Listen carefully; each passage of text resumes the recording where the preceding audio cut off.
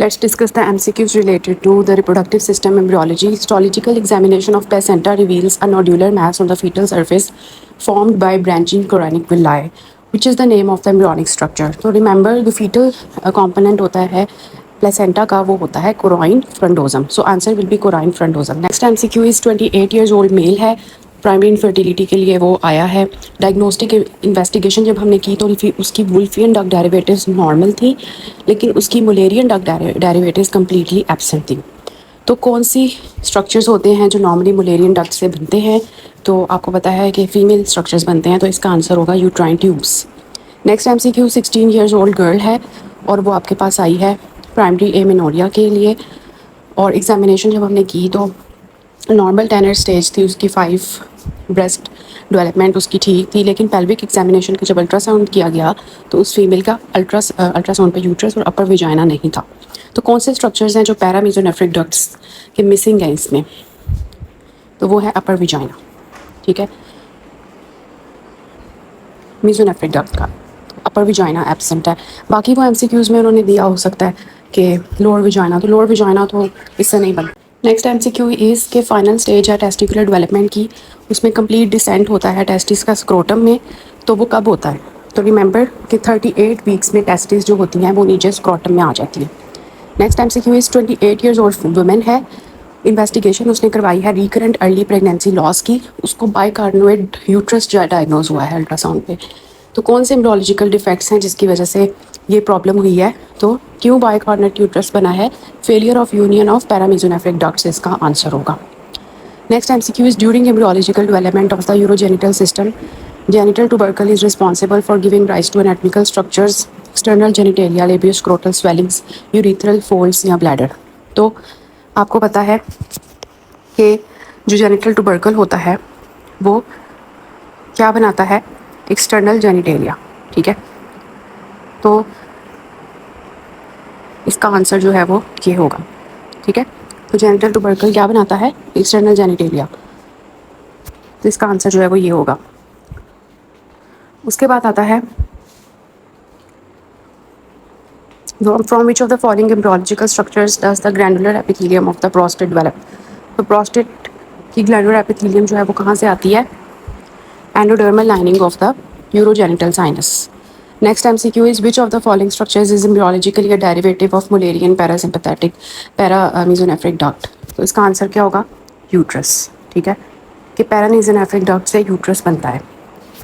उसके बाद आता है what is the most common cause of rectovaginal fistula. Rectovaginal fistula का मोस्ट कॉमन कॉज क्या है? Injuries during childbirth. Next MCQ is कौन सा एम्ब्रोलॉजिकल स्ट्रक्चर है जिससे यूट्रस जो है वो ड्राइव होता है? तो इसका आंसर होगा uterus derives from paramesonephric duct. ठीक है, during embryological development which of the following structure give rise to vagina? Paramesonephric duct. Next MCQ is during embryological development, paramesonephric Mullerian ducts undergo fusion and differentiation in the female reproductive tract. Which of the following structures derive from these ducts? तो paramesonephric duct से क्या arise होता है? Uterus and upper part of vagina. तो कितने ज़्यादा MCQ आए हुए हैं paramesonephric duct के. Next MCQ is pregnant women है, वो आपके पास रूटीन एंटीनेटल चेकअप के लिए आई है 15 फरवरी 2021. अब उसका लास्ट मेंस्ट्रुअल पीरियड जो था वो 15 नवंबर 2020 का था. अब आपने उसकी एम्ब्रियोनिक एज जो है वो कैलकुलेट करनी है, तो वो कितनी होगी? तो आपको मैंने बताया था कि जेस्टेशनल एज जो होती है ना वो लास्ट मेंस्ट्रुअल पीरियड के फर्स्ट डे से कैलकुलेट होती है, और जो फीटल एज होती है वो डेट ऑफ कंसेप्शन से कैलकुलेट होती है. ठीक है, और ये मैंने आपको बताया था कि जो जेस्टेशनल एज होती है ना वो फीटल एज से 2 वीक्स बाद होती है. तो अगर उसका LMP आपने देखा कि वो 15/11/2020 है और डेट ऑफ कंसेप्शन जो है वो आइडियली क्या होगी? इससे 2 हफ्ते पीछे होगी. तो 29/10/2020 जो है ना इसका वो डेट ऑफ कंसेप्शन होगी. 11 नहीं, 29/10. ठीक है, तो अब उसकी जो फीटल एज है ना वो क्या होगी? 11 वीक्स. ठीक है, लेकिन उसकी जो 29/10/2020 से 15/2/2021 तक जो फीटल एज बनती है वो 10 वीक्स 4 डेज बनते हैं, ठीक है। तो वो अप्रॉक्सीमेटली 11 वीक्स इसका आंसर होगा, ठीक है। Next is during embryological development of male genital urinary system which structures derive from mesonephric Wolffian duct and serves as its main functional adult remnant ductus deferens। तो mesonephric Wolffian duct से कौन सी चीज़ बनती है? Seed मैंने आपको mnemonic बताया था, उसमें डी डक्टस डेफरेंस।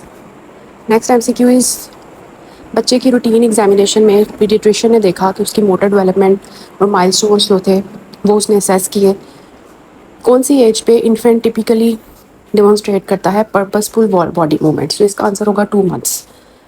अगर वो पूछे ना कि मूवमेंट्स कब स्टार्ट होती हैं तो वो 7 to 8 वीक्स ऑलमोस्ट 2 मंथ्स बनते हैं। लेकिन अगर वो पूछें कि मदर कब फील करती है तो आपने बताना है मदर बाद में जाके फील करती है, मल्टी पैरा 18 वीक्स पे और प्राइमरी पैरा 20 वीक्स पे।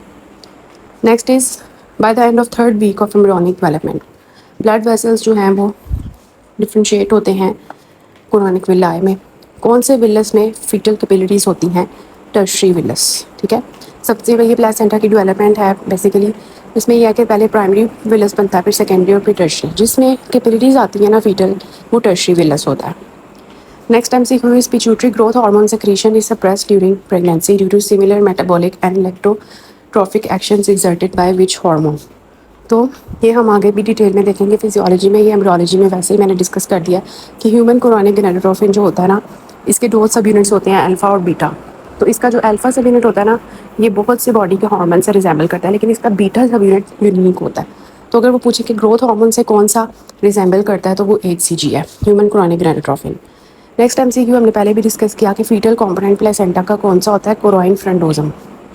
नेक्स्ट एमसीक्यू इज 3 साल 3 महीने का बच्चा है, वो पीडियाट्रिक क्लिनिक में आया है, तो उसकी जो यूरिथ्रल ओपनिंग चेक की गई तो वो एबनॉर्मल थी। तो जब देखा गया तो यूरिथ्रल ओपनिंग जो थी वो वेंट्रल सरफेस ऑफ पीनिस पे थी, जिसका मतलब इसको हाइपोस्पेडियस है। तो हाइपोस्पेडियस फेलियर ऑफ फ्यूजन किस स्ट्रक्चर की वजह से होता है? तो यूरोजेनिटल फोल्ड इसका आंसर होगा कि जो यूरोजेनिटल फोल्ड्स होते हैं वो प्रॉपर्ली फ्यूज़ नहीं करते, जिसकी वजह से हाइपोस्पेडियस होता है। नेक्स्ट एमसीक्यू इज कौन सी स्टेटमेंट्स करेक्टली करेक्टराइज करती हैं development of functional anatomy of chorionic villi in human placenta anchored features to the maternal placenta? तो इसका आंसर होगा primary chorionic villi develops by the end of 4th week. जब 4 हफ्ते बाद primary chorionic villi बनते हैं और ये प्लेसेंटा में बना रहे होते हैं, ठीक है। उसके बाद which of the following anatomical structure represents the vestigial remnant of the paramesonephric ducts in males? तो मेल्स में जो पैरामेसोनेफ्रिक डक्ट्स आपको पता है वो डिजुएट कर जाती हैं, तो उनका कौन सा रेमिनेंट रहता है? Rete testis, sorry appendix testis between 8 and 11 week. Next is during late stage of pregnancy कौन सा स्ट्रक्चर प्लेसेंटल बैरियर सेपरेट करता है मदर और बेबी के? तो क्या है? Syncytiotrophoblast and fetal endothelium. Next MCQ is phocomelia एक सीवियर कंजेनिटल एबनॉर्मली है जिसमें एब्सेंस होती है या severe shortening of long bones of limbs होती है। तो ये टेराटोजेन से रिलेटेड एमसीक्यू है। मैटरनल एक्सपोजर किस चीज़ का हो? तो ये होता है थैलिडोमाइड। बेसिकली थैलिडोमाइड जो होता है ये क्या करता है? फाइब्रोब्लास्ट ग्रोथ फैक्टर को इनहिबिट करता है और वेस्कुलर एंडोथेलियल ग्रोथ फैक्टर को इनहिबिट करता है, जिसकी वजह से एंजियोजेनेसिस नहीं होती और जो लिम्ब बड्स बेबी के बन रहे होते हैं वो प्रॉपर नहीं बनते, जिसकी वजह से या तो लिम्ब बहुत छोटा होता है या बिल्कुल एब्सेंट होता है during critical organogenesis window which is week 3 to 8। Next MCQ is during structural embryology review of the head and neck development of oral cavity is examined from which of the following pharyngeal arches does the mucosa of anterior 2/3 of the tongue derive? तो basically वो पूछ रहे हैं कि टंग का जो interior 2/3 है वो कहाँ से बनता है? तो फर्स्ट फ्रेंजियल आर्च से बनता है। तो हमेशा याद रखें कि एंटीरियर 2/3 जो टंग की होती हैं वो ट्यूबरकुलम इम्पार से बनती हैं और लेटरल लिंगुअल स्वेलिंग्स जो होती हैं वो फर्स्ट फ्रेंजियल आर्च से बनती हैं, ठीक है। उसके बाद during embryogenesis organogenesis is largely completed and all major organ systems are established by the end of developmental period। तो कब ऑर्गेनोजेनेसिस कंप्लीट होती है? 2nd मंथ में 3 to 8 वीक्स, ठीक है। मोनोजाइगोटिक ट्विन प्रेगनेंसीज हैं क्लीवेज हुई है फर्टिलाइज जाइगोट की, वो किस टाइम में होनी चाहिए पोस्ट फर्टिलाइजेशन, ताकि तो मोनोजाइगोटिक ट्विन प्रेगनेंसीज मतलब ये ऐसी प्रेगनेंसी है जिसमें 2 बच्चे हैं और वो एक ही जाइगोट से बने हैं, मतलब वो जाइगोट डिवाइड हो गया। तो क्लीवेज जो है वो कब होगी, क्लीवेज कब होगी कि क्रोनिक डायग्नोटिक प्लेसेंटा बने, बिल्कुल सेपरेट। तो याद रखना है, मैंने आपको MCQ भी मैंने आपको पढ़ाया था कि 0 to 3 डेज़ के अंदर अगर क्लीवेज होती है जाइगोट की तो डायग्नोटिक डायक्रोनिक बनता है, बिल्कुल सेपरेट। फिर आता है ductus आर्टरियोसिस is derived from which pharyngeal arch artery during embryonic vascular development. तो 6 फ्रेंजियल आर्च से डक्टस आर्टरियोसिस ड्राइव होती है। नेक्स्ट MCQ इस अल्ट्रासाउंड एग्जामिनेशन की ट्विन प्रेगनेंसी की, उसमें हमें मोनोकोरोनिक डायग्नोटिक गेस्टेशन मिली, मतलब ये कि थोड़ा सा लेट जाके क्लीवेज हुआ है। तो कब ये क्लीवेज हुई होगी, तो मैंने आपको बताया था अगर बिल्कुल सेपरेट है डायक्रोनिक डायग्नोटिक तो 0 to 3 डेज़, और अगर देखें अब मोनोकोरोनिक एक कोरोना है लेकिन 2 एमनियॉन्स हैं तो ये 3 to 7 डेज़ का इसका आंसर होगा। Next MCQ is which of the following structures begin to develop during the 3rd week of human gestation. तो 3rd वीक में जेंटल रिजेस बनती हैं। नेक्स्ट MCQ इज 3 महीने का बच्चा है, उसके पास सिंगल ट्रांसवर्स पाल्मर क्रीज है, प्रोट्रूडिंग टंग है, फेशियल हाइपोप्लेजिया, प्रोमिनेंट एपिकैंथल फोल्ड्स हैं। इन्फेंट को कंजेनिटल हार्ट डिफेक्ट भी है बर्थ पे, फेशियल एंड कार्डियक एब्नॉर्मलिटीज़ इस कंडीशन में किस एम्ब्रियोनिक सेल पॉपुलेशन से आती है, neural crest cells. Embryonic splitting अगर हो डे 3 पे तो क्या रिजल्ट होगा, ये हमने पहले भी बात की, डायक्रोनिक डायग्नोटिक। नेक्स्ट MCQ के एड्रीनल ग्लैंड जो है उसके अंदर आउटर कॉर्टेक्स और इनर मेडुला होता है, तो पैरेन्काइमल सेल्स जो एड्रीनल कॉर्टेक्स के होते हैं वो ब्रोलॉजिकली कहाँ से राइज करते हैं, तो एड्रीनल कॉर्टेक्स जो होता है ना वो मेसोडर्म से डेवलप होता है, ये हमने डेरिवेटिव्स में देखा था। 3rd मंथ जो एम्ब्रियोनिक डेवलपमेंट का होता है उसमें जो सेल्स न्यूरल ग्रेस सेल से राइज करते हैं वो डर्मिस में जाते हैं। तो कौन से सब्सटेंसेस ये रिलीज़ कर रहे होते हैं, तो मैंने आपको बताया था जो मेलानोसाइट्स होते हैं ना वो न्यूरल ग्रेस सेल से बनते हैं। तो वो ये नहीं पूछ रहे कि कौन से सेल्स होते हैं, पूछ रहे हैं कि वो कौन से सब्सटेंसेस रिलीज़ कर रहे हैं। तो मेलानोसाइट्स मेलानिन पिगमेंट रिलीज़ कर रहे होते हैं। नेक्स्ट MCQ इज़ कौन सी प्रीनेटल स्क्रीनिंग इन्वेस्टिगेशन हम फीटल क्रोमोसोम एब्नॉर्मलिटीज़ को डिटेक्ट करने के लिए यूज़ करते हैं, तो वो है amniocentesis and chorionic villous sampling. फिर है कौन से टिश्यूज़ जो हैं वो क्लासीफाई होते हैं as embryonic connective tissue, mesoderm and mesenchyme. Development of human nervous system first begins at which stage of embryonic life. तो ये आपको पता है कि नर्वस सिस्टम हमने डिस्कस किया था कि 3rd वीक पे जब 3rd वीक शुरू होता है तो तब जो है नर्वस सिस्टम डेवलप होना शुरू होता है। नेक्स्ट MCQ इज़ कौन सा एम्ब्रियोनिक डेवलपमेंट का पीरियड है जिसमें congenital central nervous system defects आ सकते हैं, तो वो है 3 to 8 वीक्स। फिर क्वेश्चन है कि एम्ब्रियोनिक डेवलपमेंट में कौन सा सेंसिटिव पीरियड है जिसमें मेजर स्ट्रक्चरल मेलफॉर्मेशंस हो सकती हैं टेराटोजन से, इसका आंसर होगा 3 to 8 weeks. Next MCQ is adrenal gland का पैरेन्काइमा देखा गया तो उसमें क्रोमाफिन सेल्स हमें नज़र आए, तो वो कहते हैं कि ये जो क्रोमाफिन सेल्स होते हैं ये कहाँ से राइज करते हैं, तो mesothelium. Next is during early placental development at 3 weeks of gestation blood vessels और ब्लड सेल्स जो है वो कोरानिक विला में आ गए हैं। तो मैंने आपको बताया था जब भी कोरानिक विलाए में आपको वेस्कुलर एलिमेंट्स मिलें तो दिस इज़ टर्शियरी विलाए।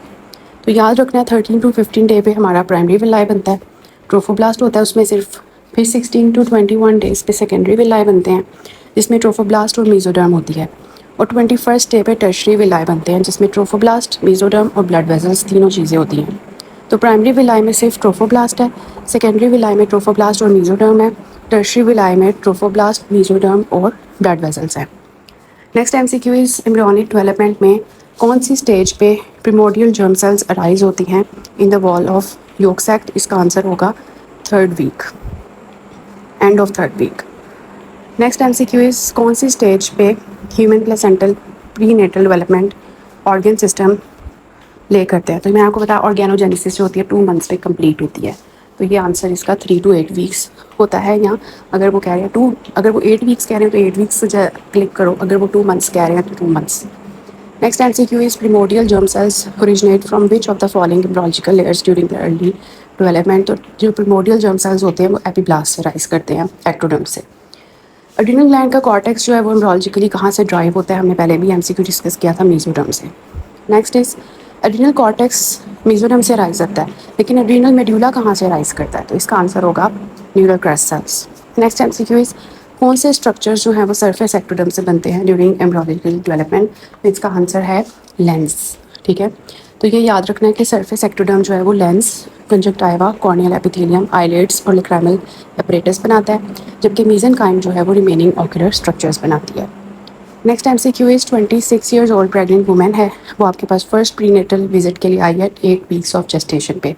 उसने टोटल गैस्ट्रेक्टमी करवा लिया 7 मंथ्स पहले, और अब वो कोई भी विटामिन सप्लीमेंट्स नहीं ले रही कंसेप्शन में। तो which of the following complications will be developed at higher risk? तो न्यूरल ट्यूब डिफेक्ट्स हो सकते हैं उसको, क्योंकि उसका स्टमक रिमूव हो गया है, तो अब विटामिन B12 और फोलेट मैल एब्जॉर्प्शन होगी, क्योंकि उसका इंट्रिंसिक फैक्टर नहीं होगा और गैस्ट्रिक एसिड नहीं होगा, जिसकी वजह से इसको न्यूरल ट्यूब डिफेक्ट्स हो सकते हैं। Next MCQ is 28 years old woman who recently completed treatment with methotrexate for ectopic pregnancy seeks preconception counseling. What is the minimum recommended duration for which the pregnancy should be avoided following the cessation of methotrexate therapy? 3 महीने तक methotrexate पुनः ही 3 महीने तक जो है ना वो उसको कॉन्ट्रासेप्शन करनी पड़ेगी, क्योंकि मिथोट्रेक्सेट एक एंटी मेटाबोलाइट है और टेराटोजन है। तो 3 मंथ्स में ये क्या होता है कि बॉडी से जो है ना निकल जाती है, जिसके बाद हम प्रेगनेंसी प्लान कर सकते हैं। Next is 26 years old pregnant women है, वो एंटी नेटल क्लिनिक पे आई है 18 वीक्स ऑफ जेस्टेशन पे। उसको हैवी रेगुलर अल्कोहल कंजम्पशन उसने लिया है ड्यूरिंग प्रेगनेंसी। सो कौन सी कॉम्प्लिकेशंस हो सकती हैं अल्कोहल लेने की वजह से? Microcephaly, intrauterine growth restriction. Which of the following congenital facial anomalies occurs most frequently in males? तो मेल्स में सबसे ज़्यादा congenital facial anomalies कौन सी होती हैं? Unilateral cleft lip and cleft palate. Next MCQ is during which period of gestation is the developing embryo or fetus most susceptible to teratogenic drug-induced structural abnormalities? 18 to 55 days of gestation. देखें, कभी वो आपको weeks दे देते हैं, कभी months they देते हैं। तो अगर मंथ्स की बात करें तो 2 मंथ्स के अंदर अंदर, और अगर वीक्स की बात करें तो 3 to 8 वीक्स, डेज़ की बात करें तो 18 to 55 डेज़। स्पाइना बाइफिडा एक कंजेनिटल डिफेक्ट है जिसमें इनकम्प्लीट यूनियन होती है किसकी? पोस्टीरियर आर्चीज़ की। वर्टिब्रा की जो पीछे वाली आर्चीज़ होती है ना, वो नहीं होती। तो ये नर्वस सिस्टम की जो है ना वहाँ से एम्ब्रियोलॉजी से आया हुआ MCQ। Next is 32 years old women है, उसको टाइप 2 डायबिटीज़ है। अब उसने एडवाइस चाहती है regarding vitamin supplements in pregnancy. तो कौन सी उसको विटामिन सप्लीमेंट्स आप देंगे to prevent the teratogenic effects in the developing foetus? Folic acid. Next MCQ is newborn है, तो उसकी हिस्ट्री है मदर की कि उसने अल्कोहल कंजम्पशन लिया था ड्यूरिंग प्रेगनेंसी। अब उसको मैंडिबुलर फेशियल हाइपोप्लेजिया हुआ है बच्चे को और माइक्रोग्नेथिया हुआ है। तो ये जो कंजेनिटल एब्नॉर्मलिटीज़ हैं ये किस फ्रेंजियल आर्च के डिफेक्ट की वजह से आती हैं? फर्स्ट आर्च, क्योंकि फर्स्ट आर्च ये चीज़ें बना रही होती है। 2 वीक्स ओल्ड इन्फेंट है, क्लिनिक में आया है और उसको ब्रेस्ट फीडिंग वो नहीं कर पा रहा।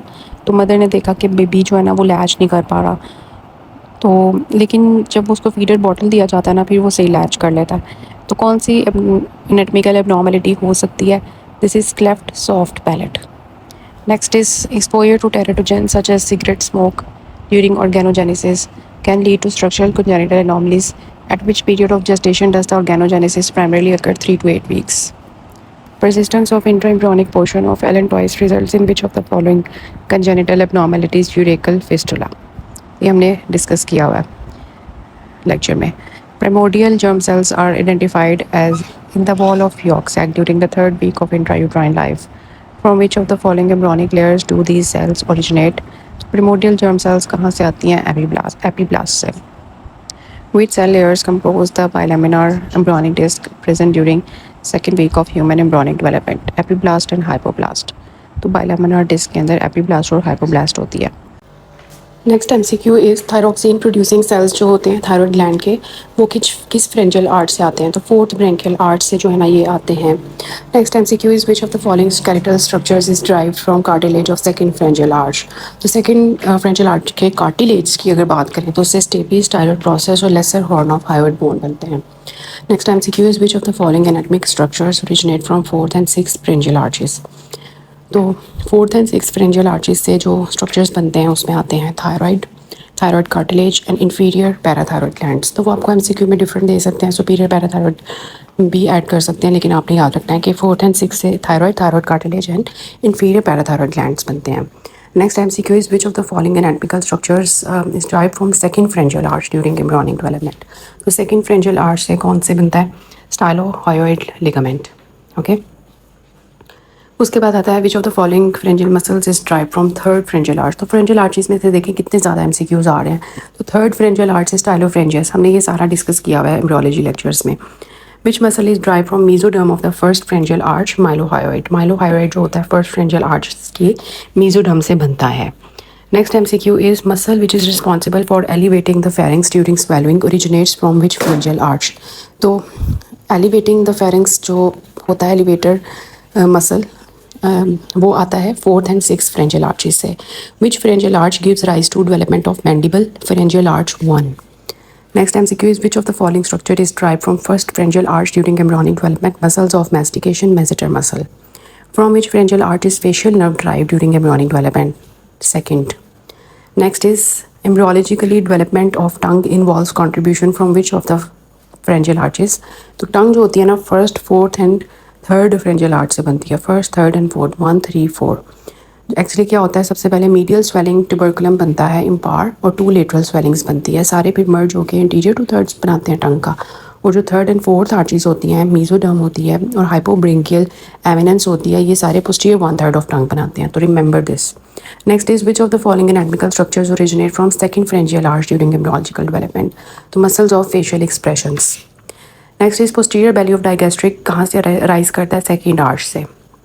Next is young child presents with facial asymmetry, hypoplastic zygoma, micrognathia consistent with Treacher Collins syndrome, mandibulofacial डिसोस्टोसिस.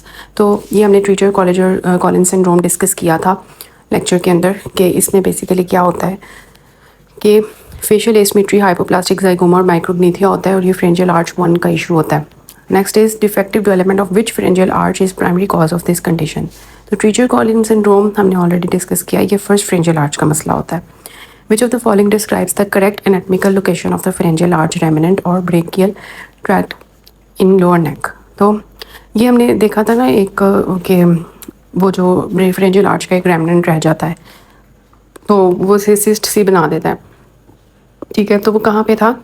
anterior to sternocleidomastoid in lateral part of neck. Okay. Next is which of the following muscle is derived from first pharyngeal arch rather than second pharyngeal arch? तो anterior belly of digastric. तो remember जो anterior belly of digastric है वो first pharyngeal arch से बन रही है, posterior belly of digastric second pharyngeal arch से बन रही है. Next MCQ is during head and neck embryogenesis, skeletal components of anterior neck undergoes complex development from pharyngeal apparatus. Which pharyngeal arch cartilages give rise to hyoid bone? तो hyoid bone second and third arch cartilage से बनता है. Remember hyoid bone की जो greater corner और upper part होता है body of hyoid का वो थर्ड फ्रेंजियल आर्च से बनते हैं, while the lesser corner and lower part of the body of hyoid bone are derived from second pharyngeal arch. Okay, तो second and third pharyngeal arch. Next is which of the following structure is developmental derivative of second pharyngeal arch? Answer is facial chorda tympani. Next MCQ is stylohyoid process is derived from which of the following pharyngeal arches? Second arch. Next is which cranial nerve is primary nerve associated with the development of first pharyngeal arch? Mandibular nerve. Next MCQ is which of the following structures is embryologically derived from fourth pharyngeal arch? Dorsal wing, superior parathyroid. तो ये इसका answer होगा. उसके बाद आता है from which embryological structure do the thymus and inferior parathyroid glands originate and तो वो कहाँ से आते हैं? Third pharyngeal arch. Third pouch possesses dorsal and ventral wings. ठीक है, डॉर्सल विंग्स जो होते हैं वो इंफीरियर पैराथायरॉइड बनाते हैं और वेंट्रल विंग्स जो होते हैं वो थाइमस बनाते हैं. Next MCQ is which embryological structure gives rise to palatine tonsils? Second pharyngeal arch. होता क्या है कि ectoderm proliferates to form the tonsillar crypts while the surrounding mesenchyme differentiates into lymphoid tissue characterizing the definitive palatine tonsils embryogenesis. During embryonic development, the parathyroid glands originate from endodermal lining of the pharyngeal pouches. Next MCQ is which pharyngeal pouch gives rise to parathyroid glands? So third and fourth pouch. होता क्या है, जो third pouch होता है उसके dorsal wings जो होते हैं वो इंफीरियर पैराथायरॉइड बनाते हैं, जबकि फोर्थ पाउच जो होते हैं उसके डॉर्सल विंग्स जो होते हैं वो सुपीरियर पैराथायरॉइड ग्लैंड बनाते हैं, localizing more cranially on the posterior thyroid capsule. Next MCQ 7 years old boy है, उसको हिस्ट्री है रिकरेंट ओटाइटिस मीडिया की. तो मिडल ईयर कैविटी और ऑडिटरी ट्यूब की अगर एम्ब्रियोलॉजिकल डेवलपमेंट देखें तो फ्रेंजियल पाउच जो होता है from which pharyngeal pouch is the mucous lining of the middle ear derived? तो फिफ्थ फ्रेंजियल आर्च. होता क्या है, जो मिडल ईयर की म्यूकोजा होती है वो फिफ्थ फ्रेंजियल आर्च से बनती है, जो ऑडिटरी ट्यूब और मिडल ईयर कैविटी बनाती है during embryonic development. Next MCQ is 45 years old woman undergoes a total thyroidectomy for the medullary thyroid carcinoma. Histopathological examination demonstrates the proliferation of calcitonin secreting parafollicular cells. From which pharyngeal pouch do these cells embryologically originate? तो ये जो calcitonin secreting parafollicular cells होते हैं ये fourth pharyngeal arch से बनते हैं. Next MCQ 2 रह गए हैं. Child presents with a history of tongue surgery and is noted to have a cleft palate on examination. Which of the following conditions is most likely associated with these findings? Perry-Robin sequence. Next MCQ is from which embryological structures do the thymus and inferior parathyroid glands originate and to the, तो कहाँ से rise करते हैं? Third pharyngeal pouch. Third ये हमने already discuss कर लिया हुआ MCQ. So this is all about the MCQs related to reproductive system की जो एम्ब्रोलॉजी पोर्शन है. अब नेक्स्ट है हम जो इंशाल्लाह एनाटमी एंड फिजियोलॉजी स्टार्ट करने वाले हैं first aid US assembly book से रिप्रोडक्टिव सिस्टम की.